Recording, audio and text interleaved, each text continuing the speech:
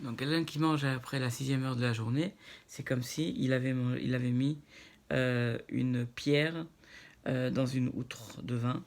Alors l'explication c'est que soit par exemple la pierre va altérer le goût du vin, soit ça va être tellement lourde mais que ça ne va pas du tout être au bénéfice du vin. C'est-à-dire qu'il y aura en fait un poids mais qui ne servira à rien et qui sera contre-productif. Abaye il dit non, on a dit cela uniquement pour ceux qui n'ont rien mangé de la matinée.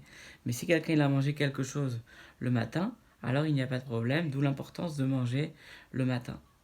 Et ensuite, de prendre le repas de midi à la 6e heure, c'est-à-dire à l'heure de Khatsot, c'est-à-dire entre midi et 1 heure, selon le temps de l'hiver ou de l'été. Et on a dit, Ravada Barahava, il priait la prière dans le bain public. On a dit, comment c'est possible? Pourtant, on a dit, dans une Tosefta de Brachot, on a dit, celui qui rentre dans le bain public. Alors, si c'est un endroit où les gens, les vestiaires, où les gens ils se tiennent habillés, alors là-bas, on peut lire le Chumash, le Pentateuch, et là, on peut faire la prière. Et bien sûr qu'on peut dire shalom, le mot shalom, on peut saluer quelqu'un en disant le mot shalom. Et on peut mettre les tefilines, et évidemment, il n'y a pas besoin de dire qu'on peut les enlever. Qu'on n'a pas besoin de les enlever, pardon. Maintenant, dans un endroit c'est-à-dire que ça, où on rentre un peu plus à l'intérieur, où parfois les gens peuvent se tenir debout et habillés, parfois ils peuvent être nus, alors là, on peut dire le mot shalom, on peut saluer quelqu'un, mais par contre, on peut ni lire le Pentateuch, ni la prière, et on n'a pas le droit d'enlever les tefilines là-bas. Et on n'a pas le droit de les mettre a priori. Maintenant, si on est dans le troisième, un peu plus dans l'établissement de bain, c'est-à-dire c'est un endroit où les gens ont l'habitude de se tenir euh, nus, alors là, c'est sûr on peut même pas dire le mot shalom, on peut saluer quelqu'un en disant le mot shalom, puisque le shalom c'est le nom de Dieu. Et il n'y a pas besoin de dire qu'on ne peut pas lire les 5 livres, le Pentateuch, ni la prière, et on ne retire pas les tefilines, et bien sûr qu'on ne peut pas les mettre. On retire les tefilines, pardon, et évidemment on ne peut pas les mettre. Alors pourquoi Ravada a dit qu'on pouvait on pouvait faire la prière dans le bain public? Alors il parlait dans un bain public où il n'y a personne. Ah, pourtant Rabbi aussi, Bachanina a dit qu'on parlait que même dans un bain public où il n'y a personne, même s'il n'y a personne, eh ben, il porte le nom de bain public et on n'a pas le droit puisque c'est un lieu qui est malsain. Pareil pour les toilettes, on a dit que bien qu'il n'y a pas d'excréments, on n'a pas le droit de prier dans un tel endroit. Alors en fait, réponse de la Gemara, réponse finale, quand Ravada a dit ainsi, il parlait des toilettes neuves, c'est-à-dire quoi, qui n'ont jamais servi. Ah, et pareil, enfin pas des toilettes, on parlait des bains publics. Rachid précise, on parlait des bains publics où il n'y a jamais eu encore de personnes qui se sont lavées, donc il n'y a personne qui était nu dans ces lieux, donc on peut a priori faire la prière dans ces lieux. Ah, on pose la question, Ravina pose la question, il dit si maintenant on avait décidé d'un lieu qui soit un lieu pour les toilettes. Alors quel est le din? Quel est le statut? Est-ce que le fait d'avoir destiné ce lieu, est-ce que ça va le rendre impur, le rendre impropre? Ça va lui donner la configuration de ce lieu directement ou pas? Velo Pshitilu, c'est-à-dire qu'il n'a pas pu avoir la réponse. Ah, n'est-ce pas que le cas est le même pour le bain public? Non, réponse, peut-être que non. Et là, on tourne la page, page Yud, folio B. On dit peut-être que c'est différent pour les toilettes parce que c'est dégoûtant. Parce que c'est un nom dégoûtant, le toilette, alors que le bain public a un nom un peu moins dégoûtant. Alors, maintenant, on a dit que dans un lieu public, dans un bain public, on n'a pas le droit de dire le nom Shalom, on n'a pas le droit de saluer en disant le mot Shalom. Ça va aider Ravamnuna, au nom de Oula, qui a dit que c'est interdit pour un homme de dire le mot Shalom, saluer en disant le nom de Dieu shalom, qui veut dire bonjour, dans un bain public. Pourquoi? Parce qu'il y a marqué le verset dans Shoftim, on dit Hachem il a appelé Hachem Shalom. Donc le Shalom, on voit de ce verset que Shalom est un nom de Dieu, est un des noms de Dieu. Ah, mais si tu dis cela, alors aussi on n'a pas le droit de dire le mot Neeman, puisqu'on dit dans un autre verset dans Dvarim, chapitre 7, on dit le Dieu Neeman, Dieu qui est digne de foi. Ah, et si tu dis effectivement, alors pourtant, Rava Marassia dit au nom de Rav Chama bar Gouria, au nom de Rav, que c'est permis de dire le mot foi, Emouna, c'est-à-dire que c'est la foi, et on peut dire ce mot-là dans des toilettes.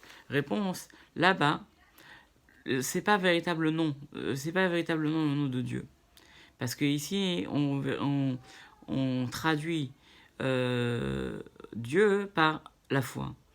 Mais là-bas, c'est véritablement le nom de Dieu. On dit, appelle-le la paix. C'est véritablement là-bas, on dit que le nom de Dieu, c'est Shalom. Alors que là-bas, on dit non. Dieu, ça veut dire qu'il est digne d'avoir la foi et la confiance en lui. Donc c'est différent. Alors Rava bar Marcia continue, et il dit au nom de Rabbi Chama bar Gouria, au nom de Rav, celui qui donne un cadeau à son ami, il doit lui faire savoir qu'il lui a donné. Comme on dit, dans Shemot, chapitre 31, pour faire savoir que je suis Dieu qui vous sanctifie. Et il a enseigné pour corroborer ainsi, dit pour savoir que je suis un Dieu qui vous a sanctifié. Et dit, Hachem a dit à Moshe, dit j'ai un cadeau précieux dans mes trésors, et son nom c'est Shabbat. Et je vous demande de le donner, et je te demande de le donner au peuple d'Israël. Et donc, va leur faire savoir. De là, Rabbi Shimon ben Gamliel dit, celui qui donne du pain à un enfant, il faut faire savoir à sa mère qu'il lui a donné du pain. Mais qu'est-ce que ça va faire? Abaya a dit, qu'est-ce qu'il va faire pour montrer à sa mère qu'il a donné? Il a dit qu'il va lui mettre de l'huile sur la bouche, et il va lui mettre aussi du bleu, c'est-à-dire qu'il va lui faire une sorte de maquillage, donc de sorte que la mère va dire mais qui t'a fait ça? Elle va dire c'est le monsieur qui m'a donné du pain.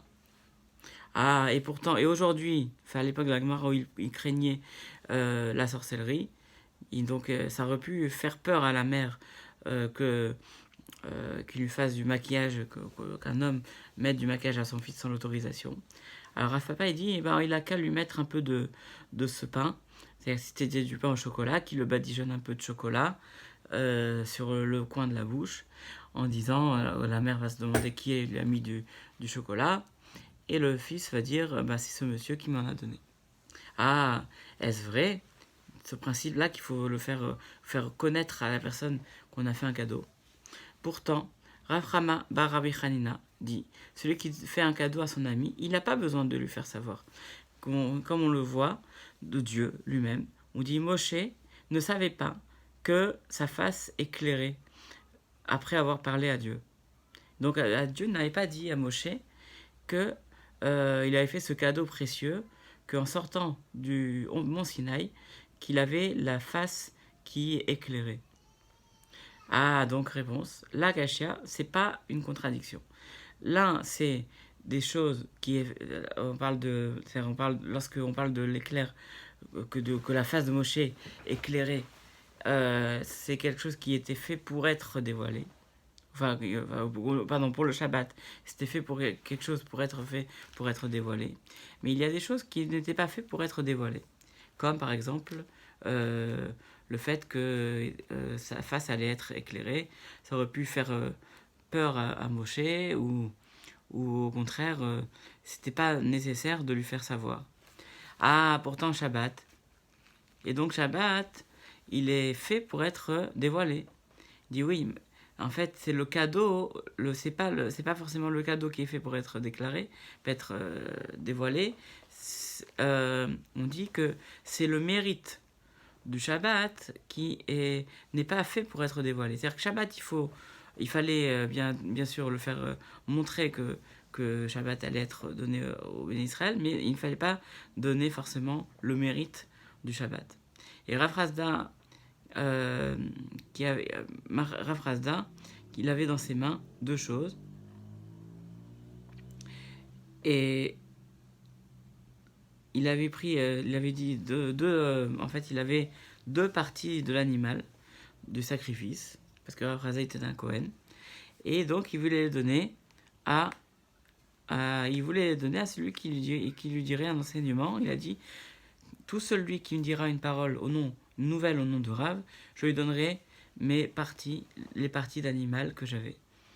Et Rav Hasda Bar Marassia a dit ainsi, il dit, voici ce qu'a dit Rav. Il dit, celui qui fait un cadeau à son ami, il faut lui faire savoir, comme on dit donc, du passouk de Shoftim, afin de savoir que je suis Dieu qui vous a sanctifié. Donc il a donné un premier cadeau, une première partie d'animal.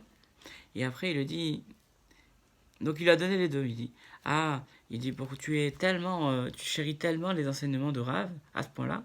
Il a dit oui. Il dit, mais c'est justement ce qu'avait dit Rav. Il a dit, quand on a l'habitude de s'habiller avec un habit, alors on l'honore. C'est-à-dire, quand on a un manteau particulier, alors finalement, on s'habitue et on le chérit. On lui donne de la valeur. C'est-à-dire quoi ? Comme tu as commencé, c'est-à-dire qu'en fait, Rav a voulu dire que quelqu'un qui a commencé à étudier, qui sait de quoi il parle, et ben il commence à apprécier les enseignements, il va courir après cela. Il a dit, mais il a répondu en disant, il a dit, est-ce que c'est Rav qui a dit ça ? Il a dit oui. Il a dit le dernier enseignement, il est encore mieux que l'enseignement que tu m'avais dit au premier. Et si j'avais un autre morceau à te donner, je te l'aurais donné. Alors, on continue avec Rava Bar Marassia, qui dit au nom de Rav, Chama, Bar Giora, il dit au nom de Rav, toujours. Il dit, toujours, un homme ne doit jamais faire de différence parmi ses enfants. Pourquoi ? Parce que du fait que c'est à cause de deux mesures de laine que Yaakov a donné à Yosef, plus que ses frères, que du coup les frères ont jalousé Yosef et il s'en est produit qu'ils sont descendus en Égypte et ils ont été esclaves durant 400 ans, bien que l'esclavage avait été annoncé, mais l'esclavage a été dur du fait que Yaakov avait montré sa préférence par rapport aux frères en lui donnant ce manteau rayé, cette tunique rayée qui était supérieure à deux mesures de laine par rapport aux autres. Et Rava Bar Marassia dit, au nom de Rav Chama Bar Giora, au nom de Rav toujours, il dit, un homme doit toujours chercher à s'installer dans une ville nouvelle. Pourquoi ? Qui vient d'être construite. Pourquoi ? Et ça, d'où on le voit. Parce que, et déjà, quelle est la logique ? Du fait qu'elle est nouvelle, alors les fautes qui sont commises dans cette ville sont peu nombreuses. Et on le voit de Lot. Pourquoi ? Puisque au moment de la destruction de Sédom et de Amora, l'ange demande à Lot où tu allais. Il dit, voici cette ville-là qui est proche pour s'enfuir là-bas. Et c'est la ville de Mitzhar. Qu'est-ce que ça veut dire qu'elle est proche ? Si c'était parce qu'elle était proche physiquement, qu'elle était juste à côté, voilà que les anges le voyaient qu'elle était proche. Donc, quel est le sens de dire la ville la plus proche, c'est Mitzhar ? Et donc, c'est là la preuve que, en fait, on ne voulait pas dire proche physiquement, mais c'est-à-dire qu'elle était plus elle était plus jeune que la ville de Sédom qui était juste à côté. Et donc, il y avait moins de fautes qui étaient commises dans cette ville. Et Ravava dit comment on le voit aussi ? On le voit du verset, on dit que s'il te plaît, laisse-moi partir. Na, c'est un langage de supplication. Na, la valeur numérique de Na, c'est 51.